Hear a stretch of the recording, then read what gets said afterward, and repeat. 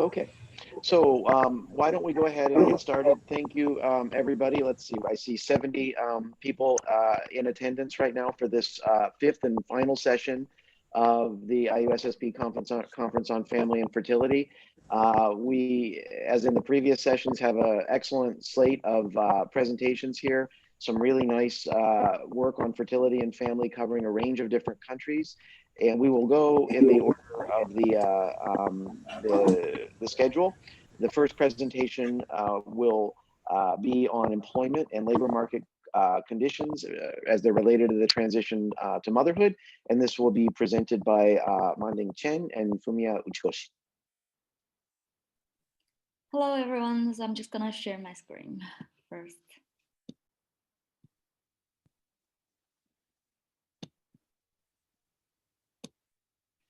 So hi everyone, my name is Man Ting, and I am a PhD graduate from the University of Oxford, and I will be joining Southwest University of Finance and Economics in China very soon.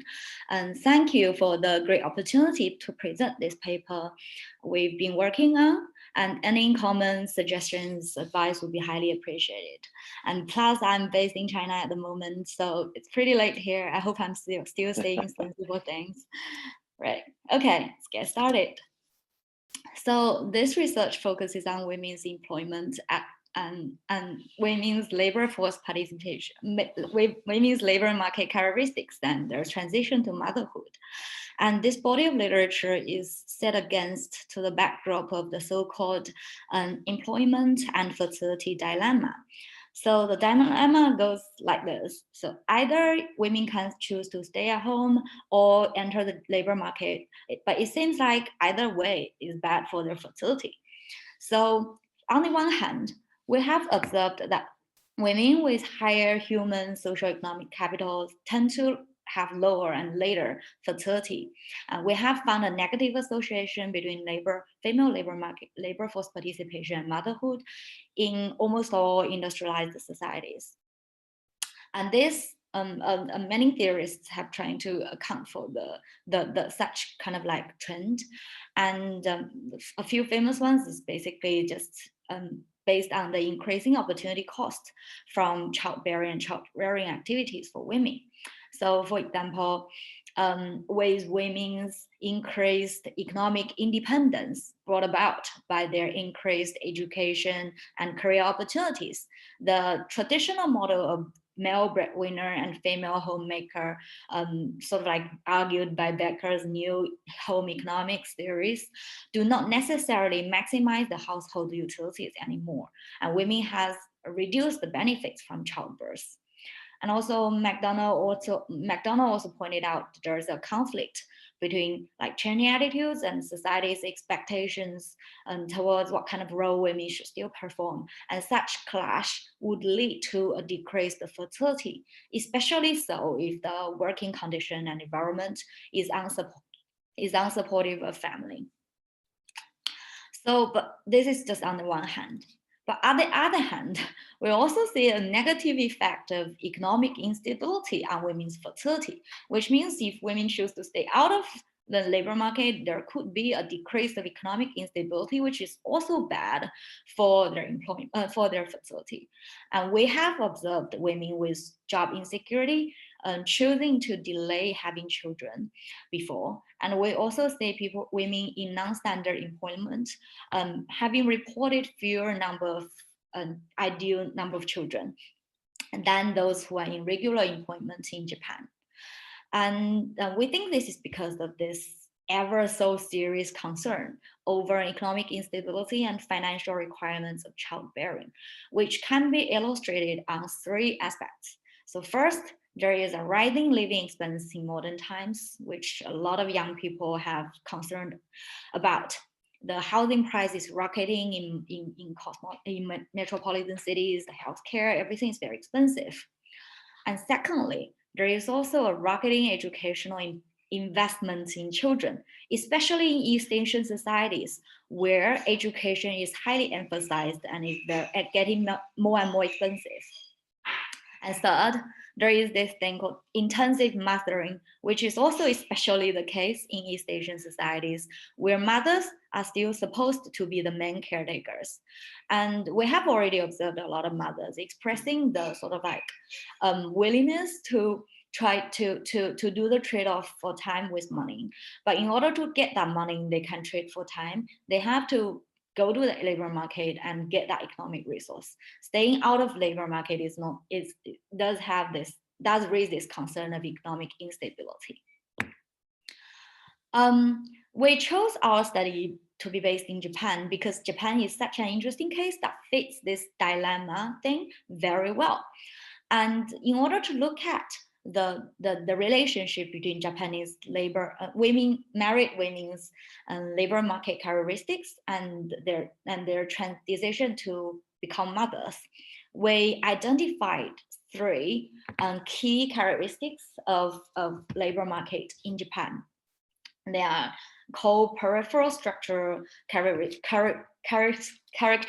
by employment status, lifetime employment, and size of corporations. So one of the most pivotal features of Japanese labor market is the difference between standard and non-standard work arrangements. Non-standard workers are paid significantly less than standard workers and have fewer career development opportunities. There is no clear advancement path for non-standard workers due to the unstructured nature of such jobs. Consequently, social status attached with non-standard workers is also low. The next relevant workplace characteristic is lifetime employment system. Lifetime employment system guarantees job security to firms' core workforce. But however, it does have a negative implication on women because the cost to employers of hiring women is higher than that of men with lifetime employment than without, because the potential leave women take for pregnancy and childcare decreases their earning power for the company and reduces the expected return of the company's investment of them. The third feature we looked at is the size of corporation, the firm size. While large firms provide better payments and welfare policies and stuff, the level of internal competition is also very high, a lot higher than small firms. The opportunity cost of getting career interrupted is also larger in large firms compared to those in small firms. And as I already mentioned a little bit just now, we can see that Japanese labor market is actually highly gendered in the sense that women still are in this disadvantaged position in the market. There is this long-standing M curve, which means a lot of women are still dropping out at time of marriage or childbirth. Although in recent years, the curve does seem to be flattening a little bit. And there is also sex segregation at employment status and also a lot of occupations, particularly so in the part-time rate contrast between males and females. And there's also a negative implication of lifetime employment on women, which I just mentioned. So, but we do have to acknowledge that there are some recent changes that are significant, and we need to really take into account of that.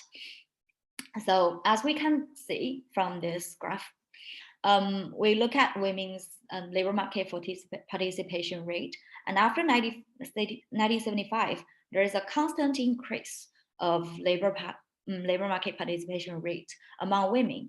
But this number does include those who are not employed at the time of the survey, but have ever entered the labor market. But the rate has been constantly increasing. And also a very interesting trend is there is a rise of non-standard employment, which actually contributes to a lot of the increase of the general labor force participation rate. And the third interesting thing is if we look at the government policies, they actually have been working. So here we have like the 1986, the Equal Employment Act came into being, and then the 1997 revision of Equal Employment Act, which both contributed to the rise of standard and non-standard employment, which is interesting, which brought the point of looking at the work cohort. So in this research, we basically try to test the following hypotheses. We want to know whether women who are employed and in standard employment and in large firms are more likely to postpone their first childbirth than those in non-employment, non-standard employment, and smaller firms. And also we want to know whether in recent years, the delaying influence of standard employment and large firm size have decreased.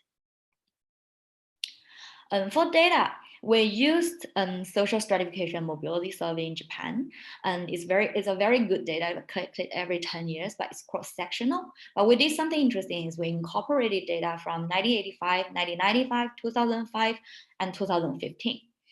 The age range of respondents is from 20 to 79, but we did exclude the following 4 types of women. First is non-marital childbirth. We do realize that we do acknowledge that there is an increase of non-marital childbirth in recent years. However, when we're looking at relatively older cohorts, and also such sample is not really significant or large in our research. And then we were excluded those who have never worked, those women who have never worked even once in their entire life, and those who married after an age 49, meaning like they're not likely to give birth to children, and women whose age at first birth is younger than 18 to avoid remarrying and having stepchildren, reported stepchildren as their children, right? Okay, in terms of method, we choose event history analysis to deal with the right censorship. And we also, because we're interested in the speed at which they transit to become mothers, we make person years data of time varying measures of work characteristics and childbirth. And our descriptive distribution of our data basically is consistent with the graph we just showed. There is a slight decrease of standard employment over the years, however, across cohorts. However, in younger cohorts, there is a much higher rate of non-standard employment rate, which is very interesting. Okay, these are the KM results of our survival analysis. But for those KM results, we used their labor market characteristics at the time of marriage, not T-1 for this time. And we can see that women who have given birth to, who have children, most women, over 50% of women would give birth to their first children within 3 years of their marriage. And by the time of 10 years, most women who have had children have already had their first children. And in terms of like work employment status, this is pretty consistent to our hypothesis, although it's just a descriptive result. So women who were not employed at the time of marriage, are more likely to make faster transition to motherhood compared to those who are working at the time of marriage. And then in terms of employment type, this is very interesting because we realize that people who make the slowest transition to motherhood are actually those who are in non-standard employment. This is a bit different from what we predicted before, and we'll talk more later on in the Cox regression. In terms of firm size, we realize that those who are in mega firms, which means firm with size more than 1,000 people, and public sectors actually make slower transition than those in small firms and who were not working at the time of marriage. Then we look at the Cox regression results, which we used the measure of T-1. There are 3 very interesting findings. So first, being employed does discourage early transition to motherhood, which is consistent to what we say, to what we predicted. But if we break it down in terms of employment types, we actually say that women with non-standard work status enter motherhood significantly later than those in standard employment. This finding is opposite from a lot of previous research, including the Remo and Shibata 2017 paper.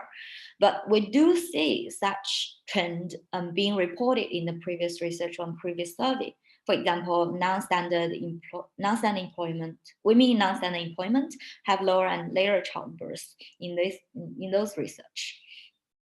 So this is something that we are very interested and want to look at. And also we can see that mega firm size and public sector are negatively associated with early transition to motherhood. For mega firm size, it's pretty consistent with what we predicted, because mega firm size has a lot more internal competition, making it a lot high, making the opportunity cost of women having children a lot higher. But for public sector, this is something new.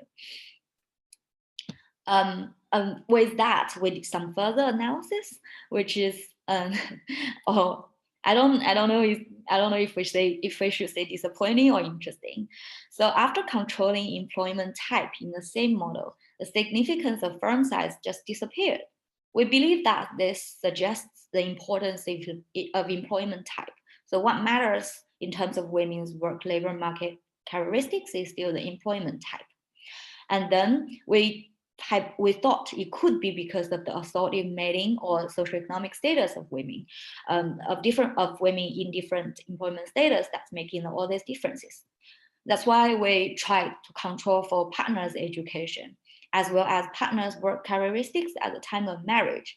However, the results, the negative effect of non-standard employment remains very steady.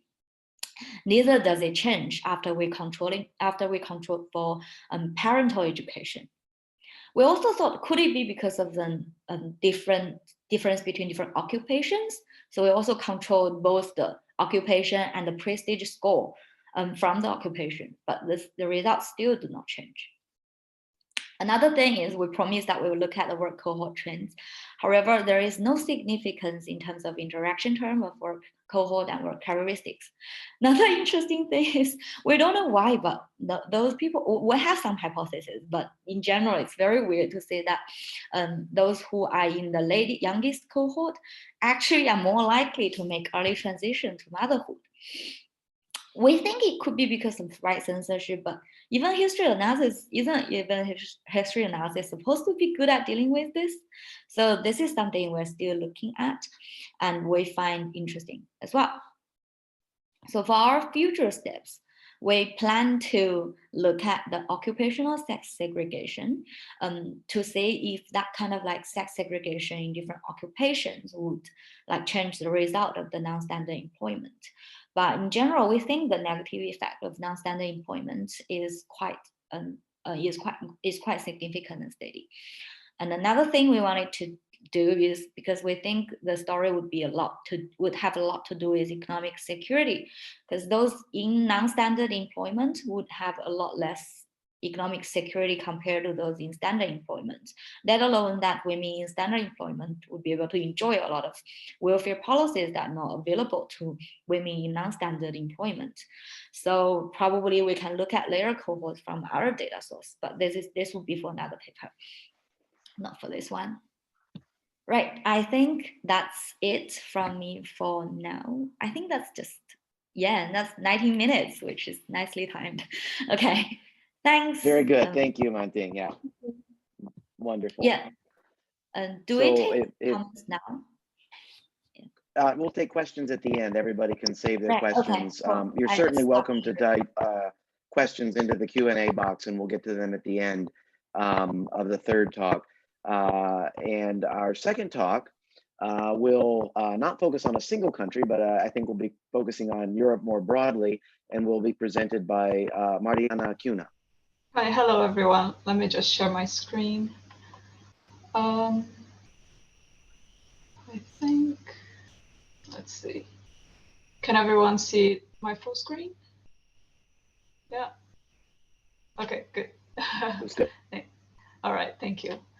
So yeah, my name is Mariana. I'm a PhD student at the University of Oxford, and I'm going to be presenting some preliminary analysis from a paper titled Exploring Fertility Intentions and Outcomes in Eastern and Western Europe. So this paper is motivated by the question of what determines fertility intentions, because as has been discussed in the previous section, most countries in Europe right now present very low or low fertility levels. And this has led to an increase in the number of couples who finish the reproductive period with 1 or 0 children, despite the persistent 2-child ideal, as most people still say when asked whether you think the ideal number of children for a couple is, they say 2. So this raises a few questions which motivated this paper. One is this increase in only children and childlessness in low fertility contexts a conscious choice, or is it a consequence of unrealized fertility? Because it could be the case that people say that two children is the ideal size, but when they're thinking about their own fertility, they actually have a different opinion. Or it could be as well that there's certain barriers that they're encountering when they want to transition to their actual desired fertility. And then we want to see who are the people who transition to the second child and who are the ones who do not. So those who stay at one child. And then if there are differences by gender, parity, and society. So we're going to explore these factors affecting fertility intentions and realizations of these intentions for 12 European countries and focus on highlighting differences between Eastern and Western Europe. And the analysis is going to be guided by the theory of planned behavior. So just to give an overview of the theory of planned behavior, this theory originated in the field of psychology and eventually spread to other disciplines, including sociology and demography, to look at fertility intentions. So this flowchart, let me see if I can, let's see my pointer.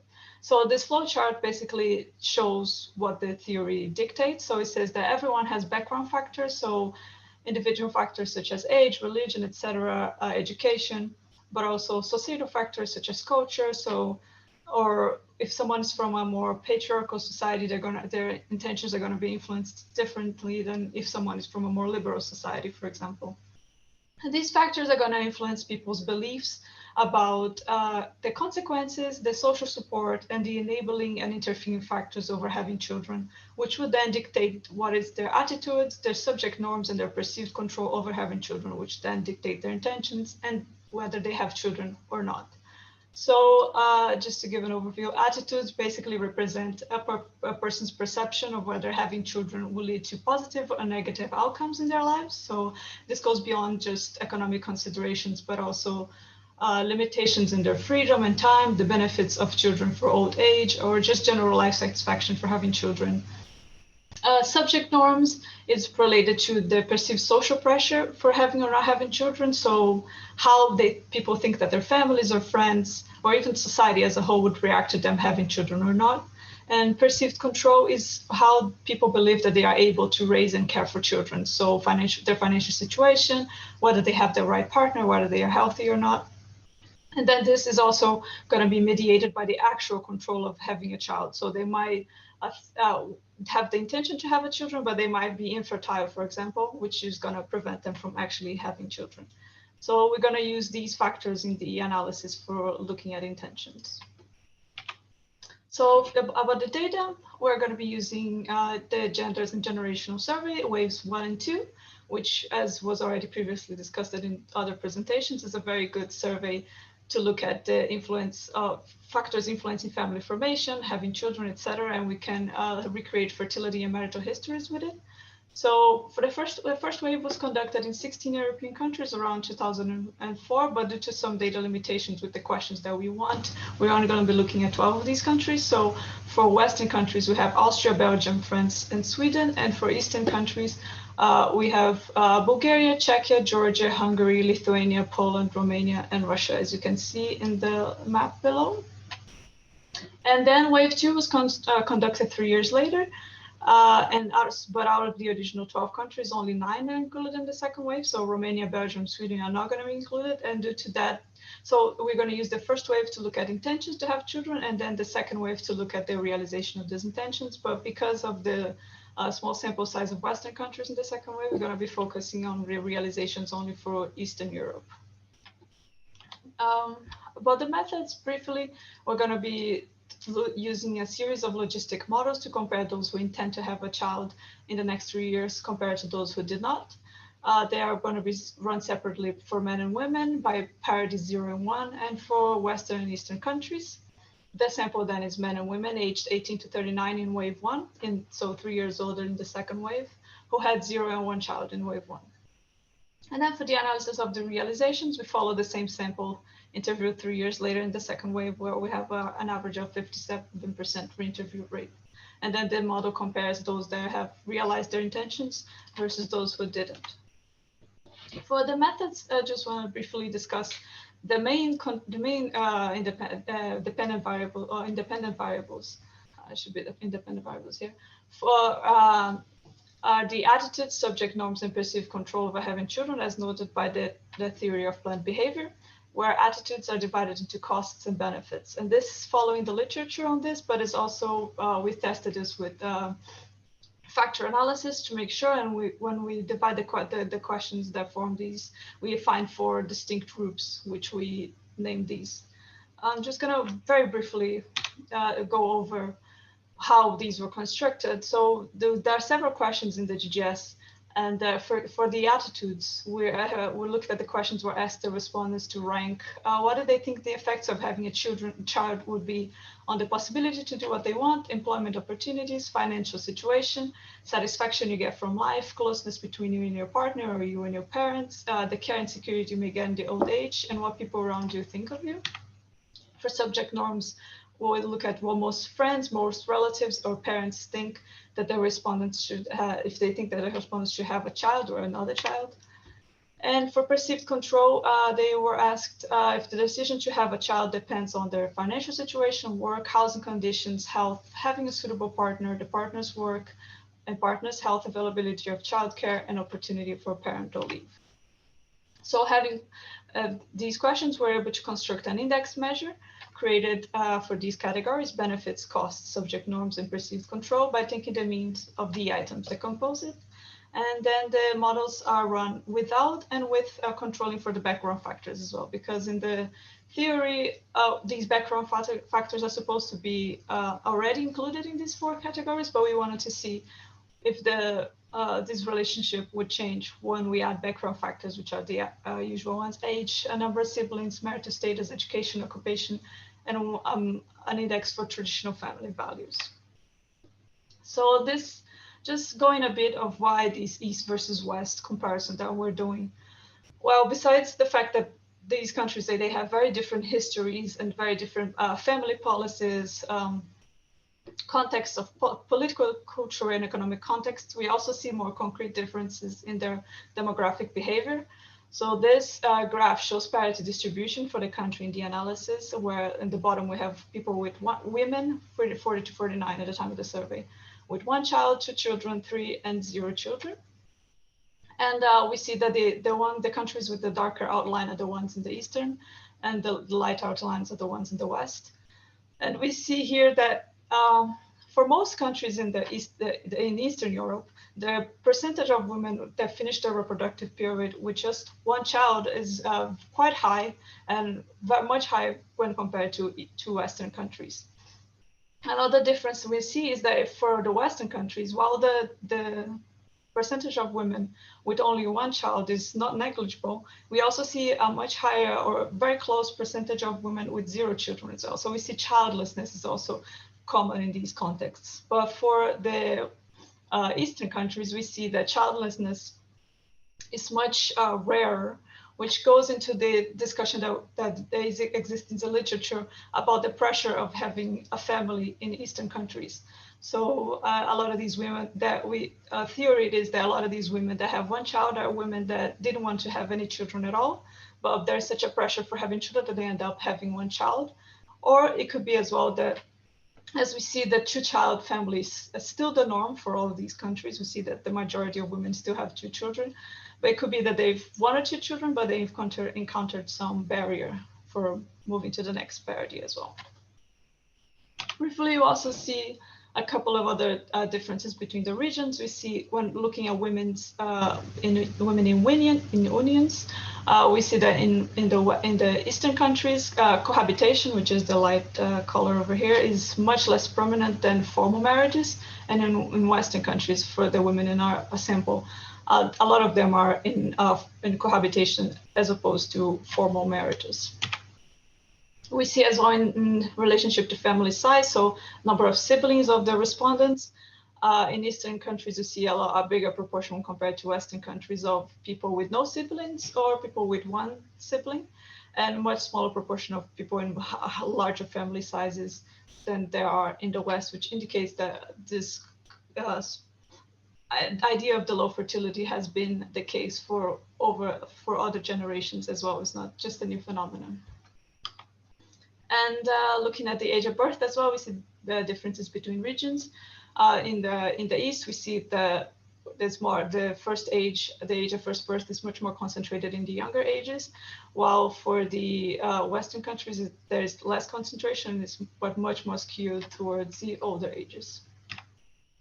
And finally, looking at the intentions of fertility in the next 3 years and the fulfillment of those intentions 3 years later, we also see differences between Eastern and Western countries. So Western countries are the darker color and Eastern countries are the lighter color. First, we see that for both regions, the highest intentions are between ages 25 to 35, as would be expected. But the biggest differences between the regions is that for Western regions, the intentions to have, so for those that have priority one, the intentions to have a second child is higher than in the East, while for the intentions to have a first child is actually higher in the East than it is in the West. And for the fulfillment of those intentions 3 years later, we see that, especially for focusing on Eastern countries, we see that the fulfillment of those intentions is actually quite low. So most of these women that said that they wanted to have their first child or the second child are not actually fulfilling those intentions.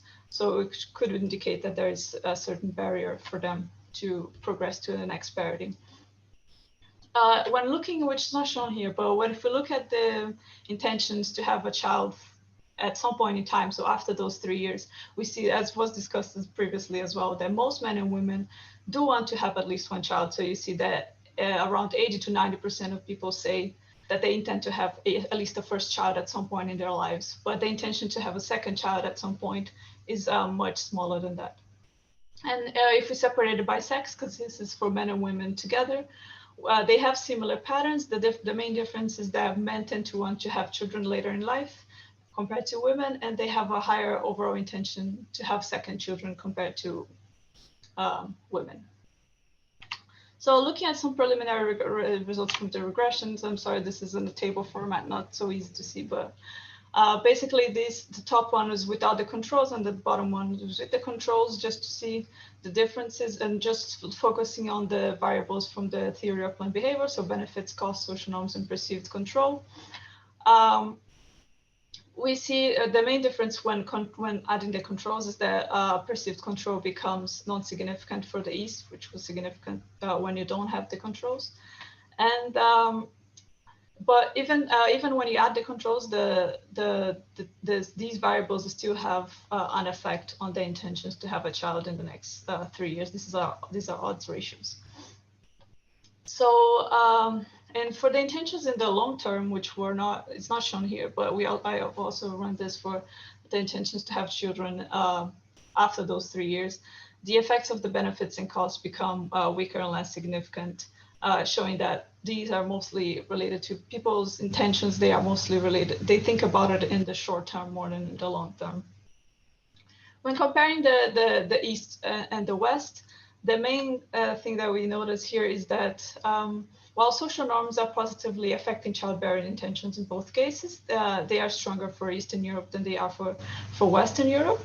And when comparing men and women, we see that the effects of the perceived benefits of having children are going to be stronger for women, while the effects of perceived costs are going to be more negative for men. So they are affecting intentions negatively more for men. And comparing childless people with parents, we see that the effects of benefits and costs are stronger for parents than they are for childless people. And for the perceived control, becomes a significant and positive for parents. And for the controls, which are not shown here, we see that age and marital status is significant for both parties, with being formally married being important, especially in Eastern Europe. And having a traditional attitude is significant for women for having a first child.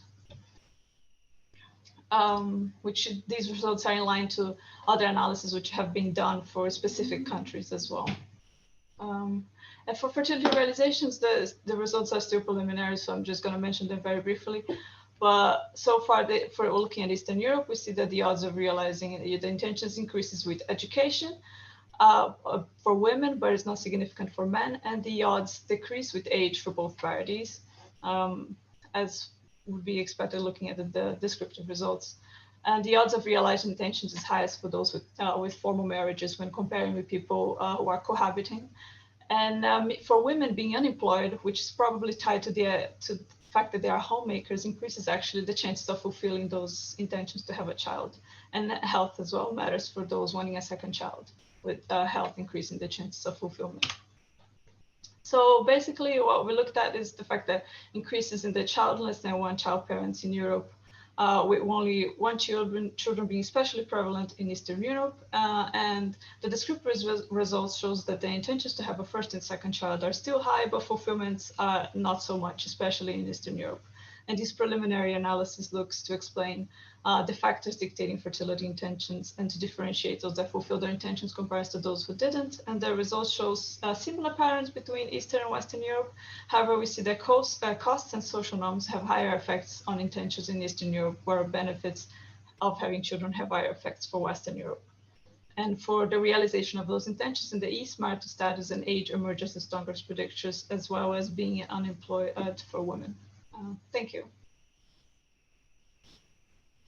Thank you, Mariana. That was interesting and right on time. So much appreciated. Yeah.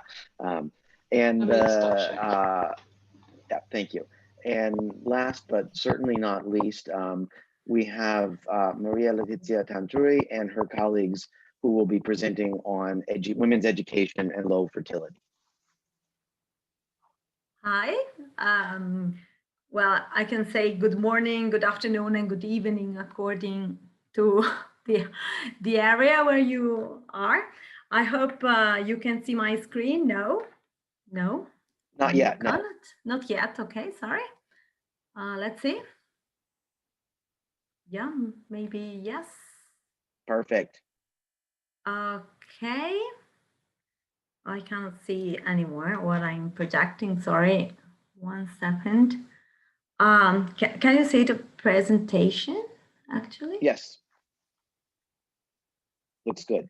Okay, let's see. Okay, this paper is a joint paper with Annalisa Donno and Elisa Romito. I'm Maria Letizia Tanturi from University of Padova. And this paper addresses a well-known topic, the increase of women's education and the consequent fertility decline in advanced societies, but with a special focus on two cultural traits, gender ideology and feminism, that could alter this relationship. So as you know, let's see what happens in my presentation. Okay, the generalized growth of women education level is an important longer-term determinant of fertility decline in advanced societies, and it is well known. However, there are cultural specific traits that may interact with this change and mitigate or enlarge it. And some interesting example is, for instance, the level of trust in a paper by Osve, Billary, and Pessin. Thank you, Arnie, if you are here. And gender equality, as expected by many theoretical, but also empirical papers. And also a third important cultural trait is feminism or family-centered attitudes and behaviors. We might call it differently, but in this last case, there are a lot of theoretical papers, but maybe less empirical papers on it. Well, literature suggests that the effect of expanding education on fertility decline could be more moderated in societies where gender egalitarian attitudes are the norm. Other papers hypothesize that fertility decline can be emphasized in contexts where families or family-centered attitudes are common. But actually, an empirical test of the suggested interactions in a same framework lacks, as far as we know, at least. So we tried to carry out this study, and let's see a little bit some background. Maybe in this context, it's not there's no need to comment the expected relationship between gender equality and fertility, because we just rely on the model proposed by IUSSP and Anderson, with this negative relationship in the first part of the gender revolution and a positive one in the second part, reaching a new equilibrium. But with regard to feminism, we expect to have a negative effect on fertility. Indeed, childbearing can be particularly challenging in a context where there are so many family obligations. Second point, in high intensity in parenting and high standard in domestic comfort can increase the cost of childbearing in those contexts where feminism is an act. And third, and maybe this is the case of Asian countries, a great investment of parental resources in terms of money and time for guaranteed children's upward social mobility lead to the model of few or one high quality children.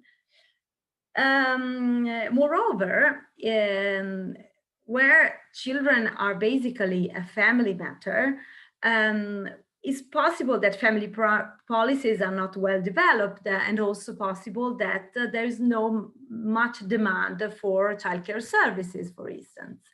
So we expect, on the whole, a negative relationship.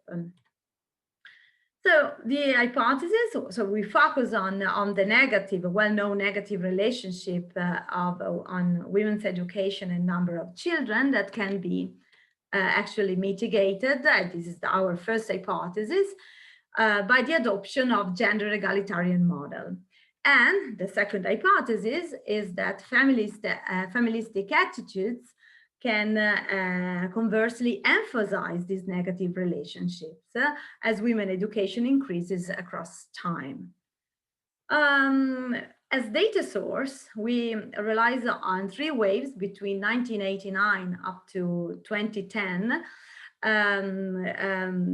3 waves of the World Value Surveys, the combination of World Value Survey and the European Value Surveys in the Integrated Value Survey. And we select a sample of men and women who almost completed their fertility and are aged 40 and over, but we carried out also robust checkness on people aged 50 and over. And so we select a sample size of more than 48,000 observations nested in 39 countries, having a TFR less than 2.5 at 2010. Okay, as variable, okay, our dependent variable is the total number of children ever had. And then we include as variable of interest at macro level, the country level women's education for 5 births cohort. So it's a cohort measure, actually, country cohort measure.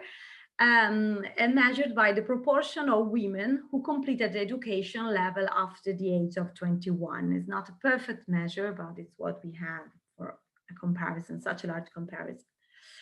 Then we have the country level of gender egalitarian attitudes, and I will show you in a minute how we measure it, and the country level of feministic attitude. And then we include also a set of control variables, sex, age bracket at the interview, and the year of interview, and the level of religiosity. With how to measure egalitarian feministic attitudes, we rely on a set of items available in the survey. And then we carried out, and these items are related to family obligations and the gender roles and the relationship between working mother and children. So we have in the surveys we have also a larger set of items, but we rely on these because they are there are no missing values and that seems quite good. And then we carry out a factor analysis. And so at the end, we found just two latent variables. They are orthogonal, so independent one from another, measuring the degree of families and gender egalitarian attitudes. So in this case, we have only a measure instead of having these group of questions. So there are two factors, and we plot all the countries across two dimensions. One is measuring degree of families, and the other the degree of gender equality. And we plotted the countries in this scatter plot. So we see that variability is quite big along the two dimensions. So then we carried out a multi-level Poisson multi-level regression analysis. And as first level, we take all the individuals. As a second level, the birth cohort. And the third level, the countries.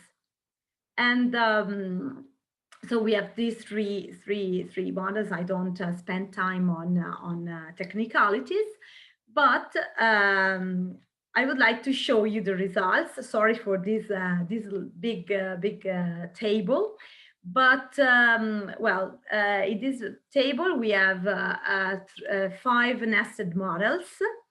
In the first one, only the random part, so the second level variables are included, and they are all significant, as you can see, and they remain significant also in the following models.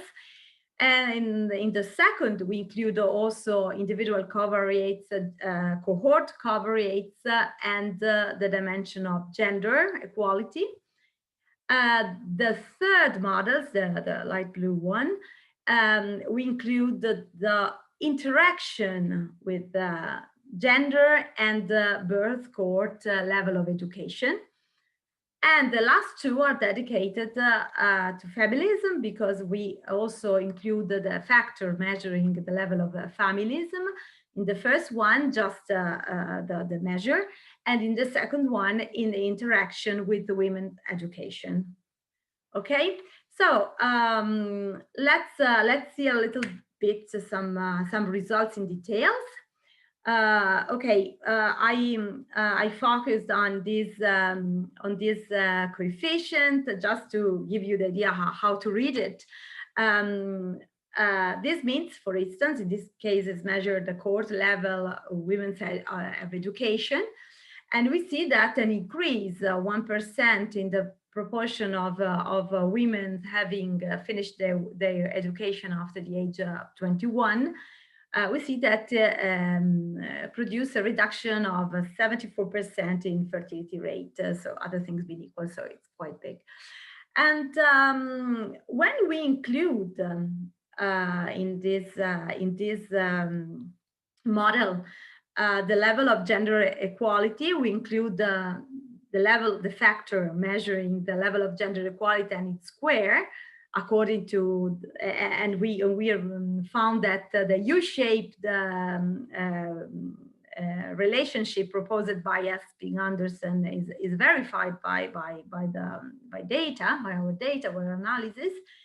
And we see that these are positive, so all the coefficients are significant, remain significant in all the models. And but it's even more interesting to see that when we interact the level of gender equality with the cohorts women's education, we see that the effect is significant and positive. That means that the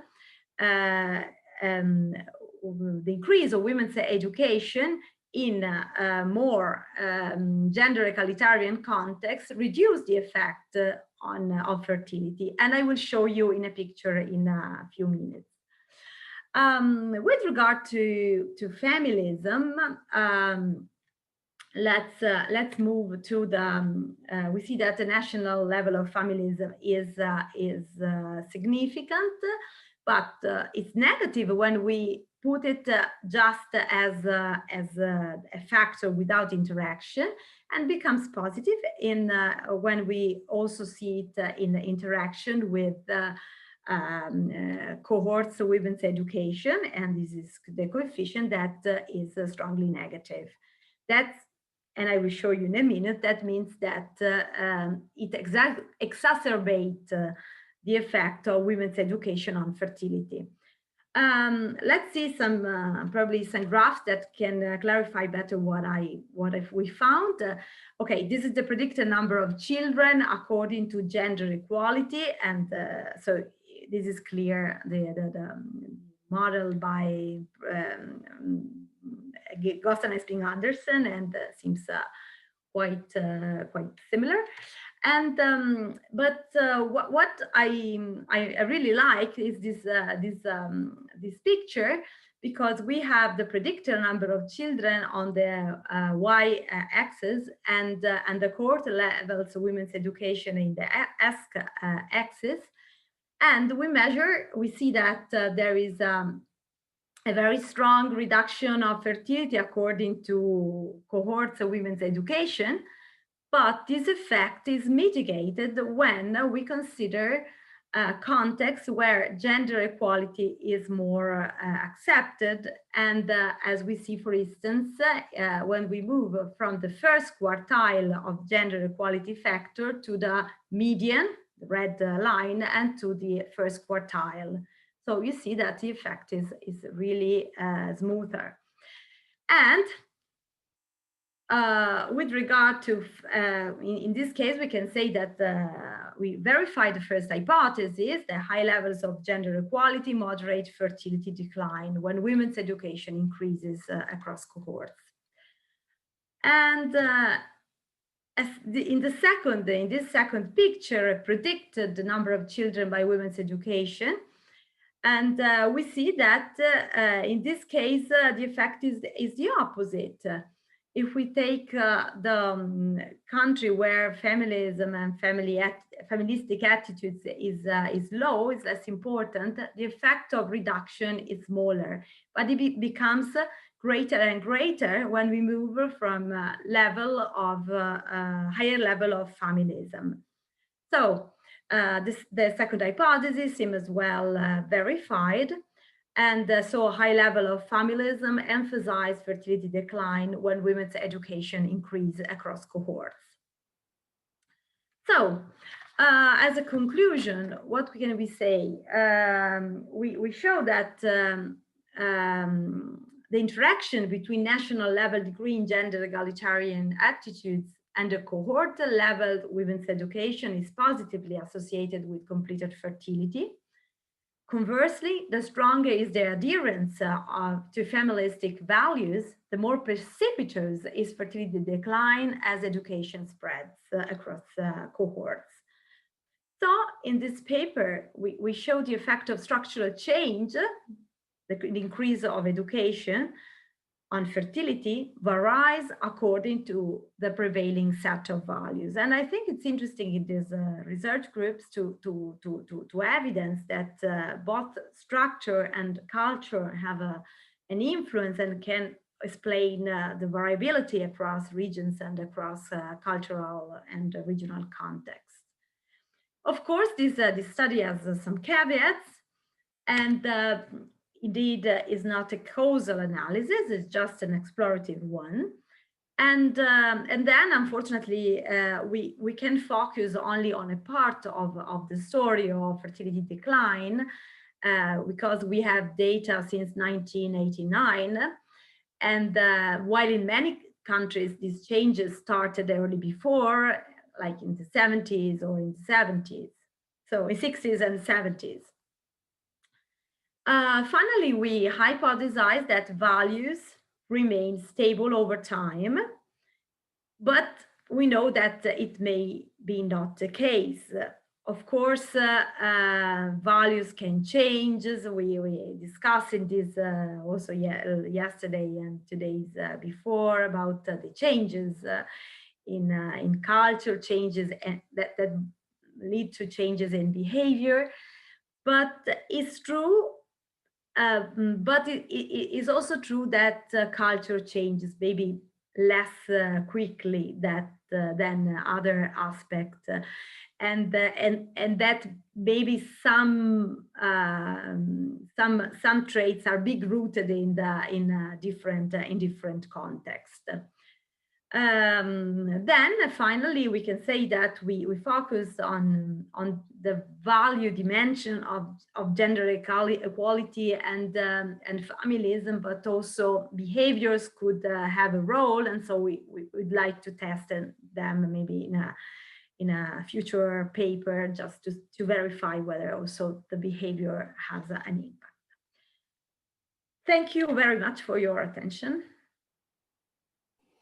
Thank you very much. Okay, so because everybody has been so conscientious in their adherence to the time limits, we have exactly the scheduled amount of time left for a discussion. We're at 10:30 my time here on the East Coast.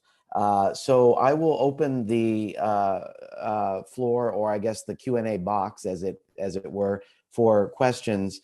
I believe that there is one question that appears to have already been answered. So I will try to find the second question here. Hang on a second. I need to learn my way around this. I believe that Yasser Helmi has a question. I think you should be able to talk.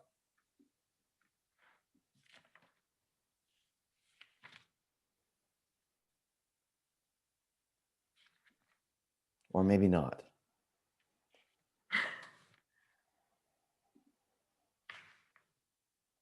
Okay.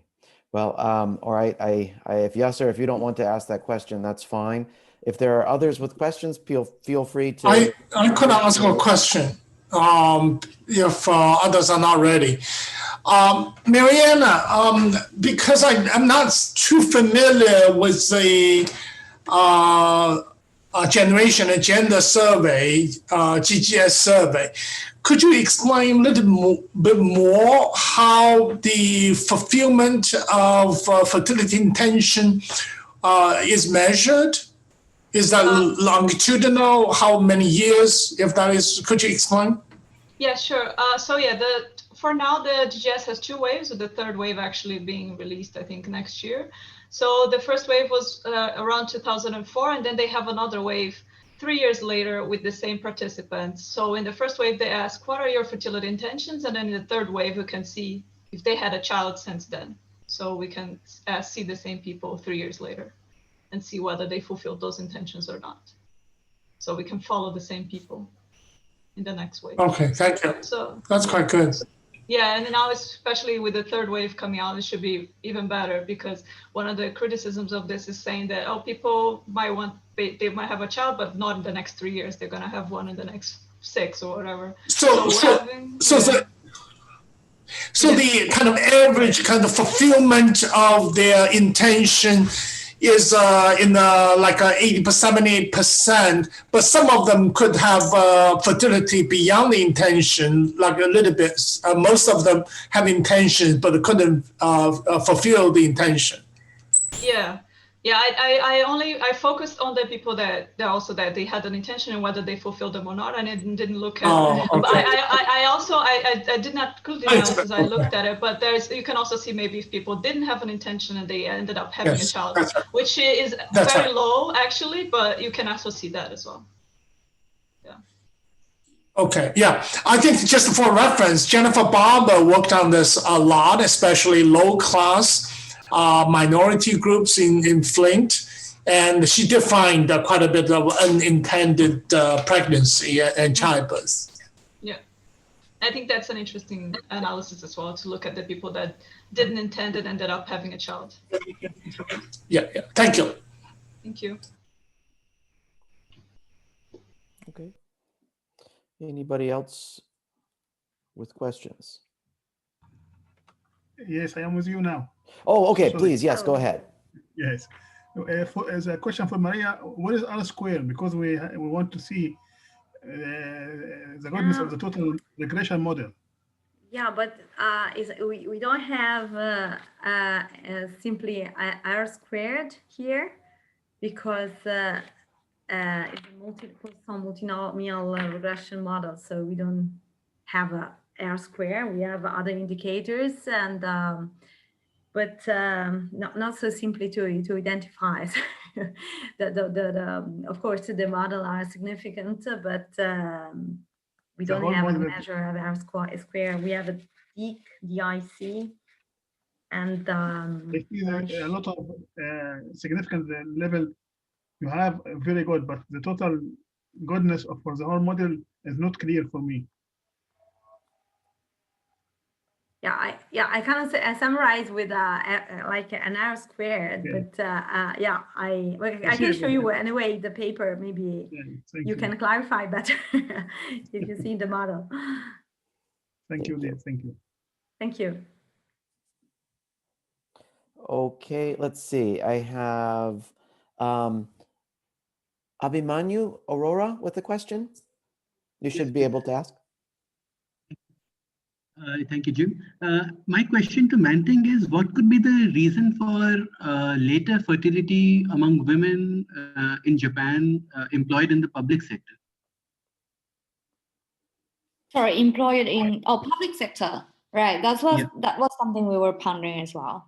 So because the initial expectation would be like women in public sector would be more likely to have childbirth earlier because they enjoy a lot of services. That's also one of the things we are looking at the moment. One of the assumptions could be like public sectors actually these days include a lot of lot of functions, and some of them could be very busy, but we're not sure about that yet. We're really looking at it. It's really surprising to us too. I'll jump in and just after controlling for employment. Sorry, after controlling for employment type, the significance of firm size disappeared anyway. So, yeah. I was going to say, I'll just jump in with an unsolicited opinion or thought on that. And it may be, as reflected in your expectations, I'm sure, the work-family balance and the ability to continue working after childbirth in public sector jobs is obviously much, much higher than in private sector jobs. And one argument, and I have no idea if this is true or not, but just food for thought, would be that there's a much greater ability to plan one's family around one's work. When the incentive to drop out of the labor force or essentially end your career is very different, one might choose to stay in that work before having a child longer than one might in another set of circumstances where, hey, I'm gonna lose my career anyways. Now is as good a time as any. So I don't know that anybody's articulated that, but that's just one way to plausibly think about it. I could be completely wrong, but just a thought. Yeah, can I also jump in? I think a couple of papers deal with the issue of women's education or socioeconomic status or employment versus their fertility. I think we need to unpack the relationship because there are many mechanisms through which women's education could affect realized fertility. Think of several mechanisms actually has been discussed. I just want to say sometimes it could be positive. So negative ones usually is women want more independence, economic independence, pursuit of actualization, kind of modernization kind of thing. It's about intention. I think highly educated women will put more values for their own careers. So another is a cost of raising children. That's economical cost. You could also have, in the case of China and Japan, East Asia, highly educated women may have difficulty finding marriage partner, in part because hypergamy expectation.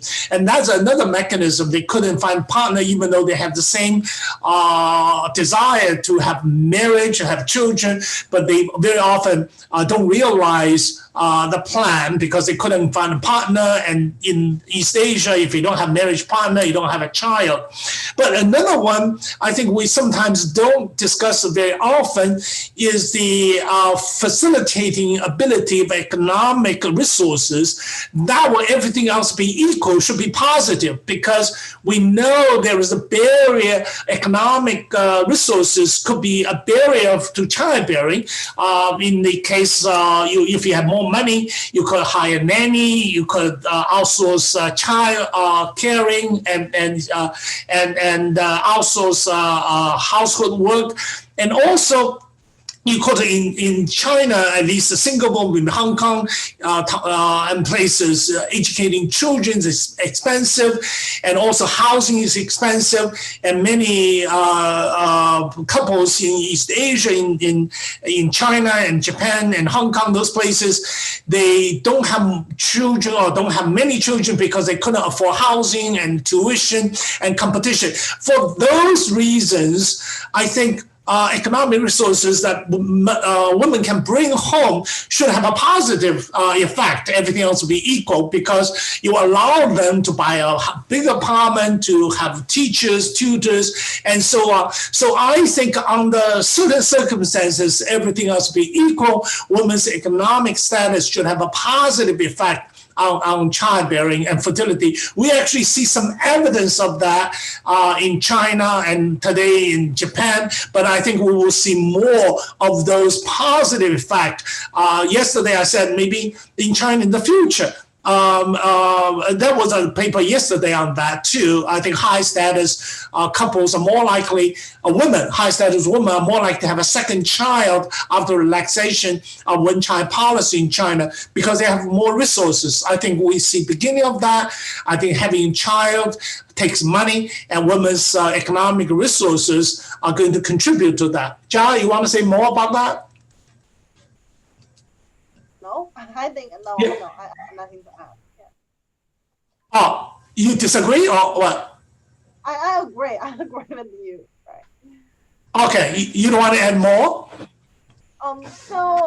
Actually, in our study of the fertility intention, we found a nonlinear relationship between the education of socioeconomic status and people's intention to our ideal number of children. We think maybe there are two mechanisms. One is economic resources mentioned by Professor Xie, and another maybe it is because the ideational differences. Okay, thank you. I think we have one more question in the queue from Rui Lu. You should be able to speak, Rui.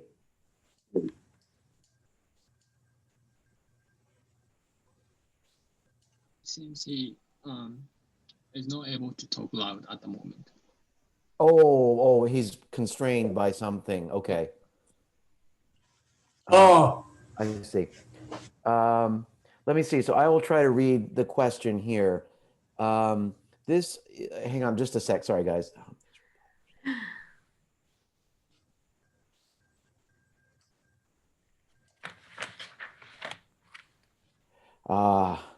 I'm afraid I'm not really able to. I think that was part of a conversation. I'm not really able to parse the question. I don't actually know what the question is. I'm sorry.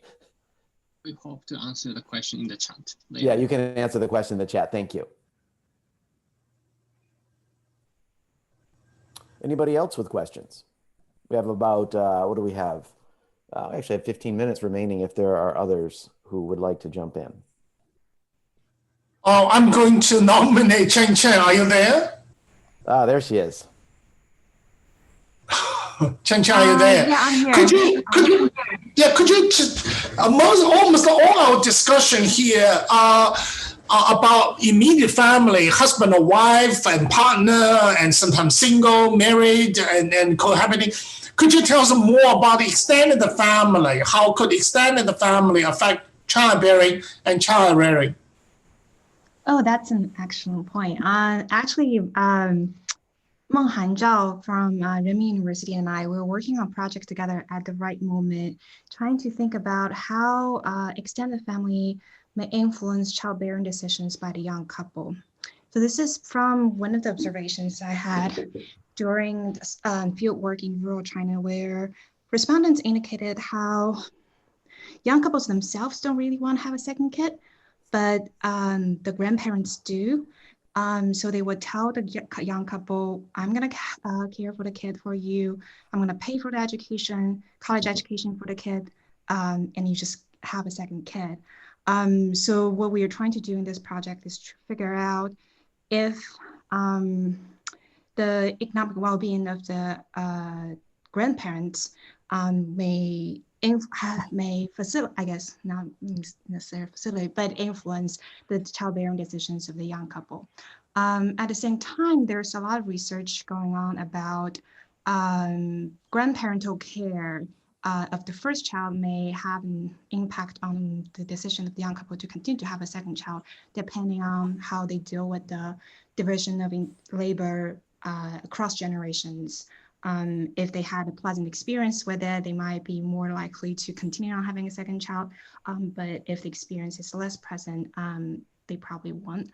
So in a sense, it's very important to consider what childbearing decision, not just as a decision between the husband and wife, but really a decision between the two extended families. Very similar to a lot of my work and my work with Yushet, thinking about household decisions, not just about the nuclear family, but as a decision of the entire extended family. That's all I need to say, I guess, at the point. I would like to follow Yeah, thanks. up. Thanks. Yeah, go ahead. Oh, thanks, Chen Chen. I just say one sentence, then I can take a. Thanks, Chen Chen. I invited you to say this in part to spark a discussion in other countries. Is this unique to China, or this can be generalized to other contexts? American Black families, for example, extended family is quite important, and in some religious groups, extended family is also important. I just want to ask you to discuss your research so that we can inspire others to respond to this issue. Is this only nuclear family individual decision, or this is relate to extended family? Jim, no, I'm done. I don't have to say anything because that's exactly what I was going to ask. I'd like to hear a little bit more about the role of extended family from the many speakers, not just the previous three, but anybody who has presented in these sessions on Italy, Spain, Greece, Korea.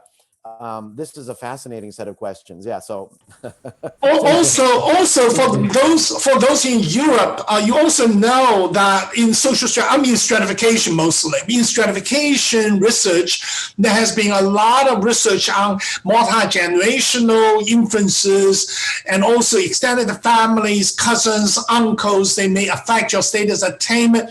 If distant relatives other than parents could affect your status attainment, they may even have fertility. They could have influenced your fertility or your birth, because they could, if they take an interest in helping you successful economically, they may contribute to the decision of having you. So it's not just a nuclear family or single person, but it could be a larger family context that we may want to take into account. The floor is open on that. I would love to hear from others.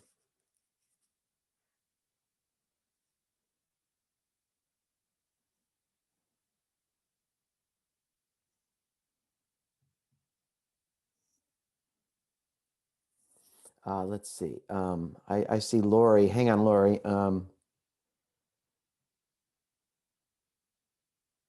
Where are you? Why can't I? Hang on a second. Where's Lori? Oh, here you are. Okay. Lori, I see that you've responded in the chat box. If you'd like to share your thoughts on the sub-Saharan Africa, that would be great. Yeah, well, mostly I'm just curious about what I alluded to in the chat box, which is how much the grandparental generation might matter over time. Because in sub-Saharan Africa, the formal labor force participation of women in the grandparental generation is low. Labor force participation is high, but formal labor force participation is low.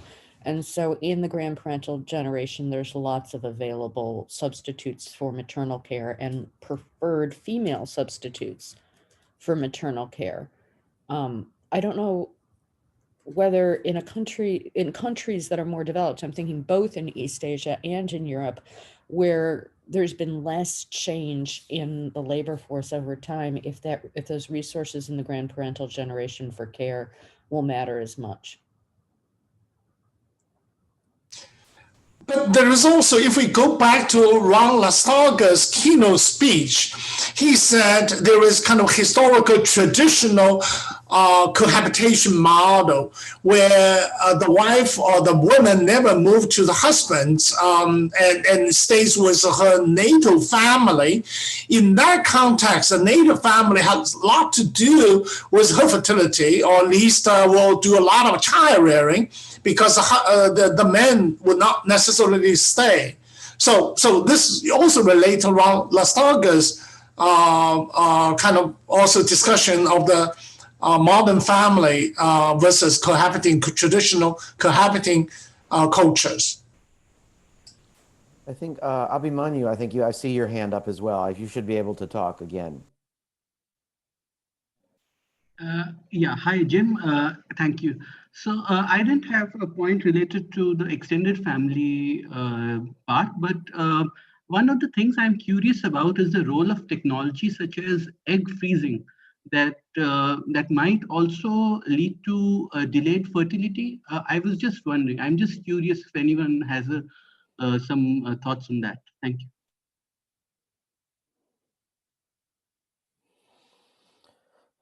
I mean, I'll jump in. I actually don't know about the specific issue you raised with respect to freezing eggs or other technologies around that. But certainly, I think one of the issues that's very relevant to all of the presentations and discussions related to later and less fertility is pregnancy difficulties or fertility difficulties, complications at older ages.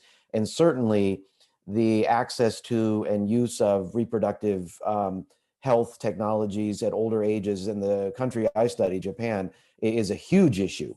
And particularly a major policy focus in terms of increasing access to couples' ability to utilize in vitro fertilization or other kinds of fertility technologies. So I don't know about I think you're asking more about the technology that would allow people to delay. I know more or read more about the technologies that allow people who have delayed and encountered difficulties to realize intentions at older ages. But I think that's an interesting question.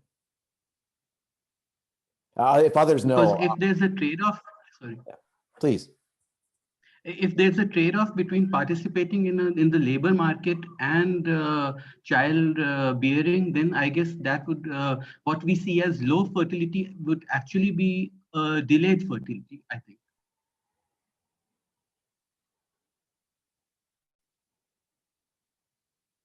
Okay.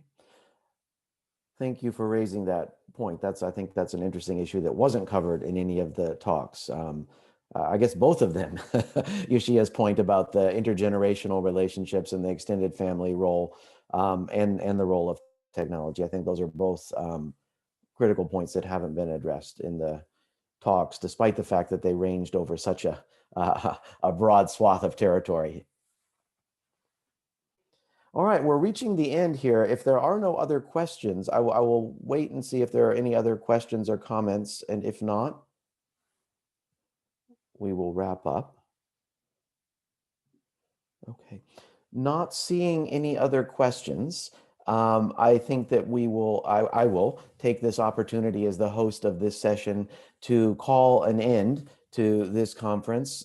We've been here for 2 days now, starting with Ron Lastaga's really incredibly broad-ranging and insightful keynote address about the historical and regional variations in cohabitation. We've had 10 excellent presentations across the 2 days, covering, again, a wide range of topics And more importantly, I think from my perspective, or more interestingly from my perspective, and one of the things that we really emphasized in selecting the papers for this conference is the broad geographical coverage, addressing a lot of very similar questions, I think, about work and family, women's changing roles, and fertility outcomes across a whole range of low fertility countries. So again, a huge thanks to the presenters for sharing their very interesting work. I think everybody has indicated that most of this work is work in progress. So I very much look forward to seeing how these papers evolve over time, and look forward, of course, to seeing them in print. And if people have feedback on the conference, you're certainly welcome to share with Jiayu and or me. We would look forward to hearing your thoughts, good or bad, about this short conference. Obviously, Zoom is not the ideal scenario for this. We were all planning to be in Beijing in October for this, and are sorry that we missed you there. But again, very grateful for the opportunity to interact with everybody in this context. So having said that, unless there are any other last minute comments, Joe, would you like to say anything? Let me thank Jim and John for organizing the conference. They did almost all the work. And also I'd like to thank staff. Philip, could you appear if you are around? Yuqi and Lemeng. And Lemeng and Yuqi at Peking University. Philip is with Princeton University. They did a lot of work coordinating for the conference. So thank you. Yeah, thank you and for Lemeng reminding me and of Philip. yeah. It's okay if you don't want to appear in camera. Okay, I'd like to thank them. Yeah. Hey, there okay, Philip. Yes, Philip. How about you, Chen Lemeng? You want to make appearance? They're too shy. Okay, it's okay. They were on yesterday. Yeah. Thank you, Yushia, for raising that point. I did mention that at the beginning of the conference, but it's not as much work as preparing an in-person conference in Beijing, but that is not to diminish the amount of work that went into this. And Jia and I had the fun part of the work, and Philip Lemeng and Yutzi really did all of the really detailed, difficult work, and tremendous appreciation for your help in pulling this off. With the exception of that little snag at the beginning, I think everything went very well. And again, much appreciation for your efforts in helping that to happen. Okay, well, with that, thank you very much. And again, I want to invite everyone. We are going to have another conference next year, hosted entirely by Peking University. So you're welcome to join us next year. Thank you. Okay, everybody have a wonderful weekend. And we look forward, as I said, to seeing these papers in print and to continued interactions in the coming years. Thank you all very much.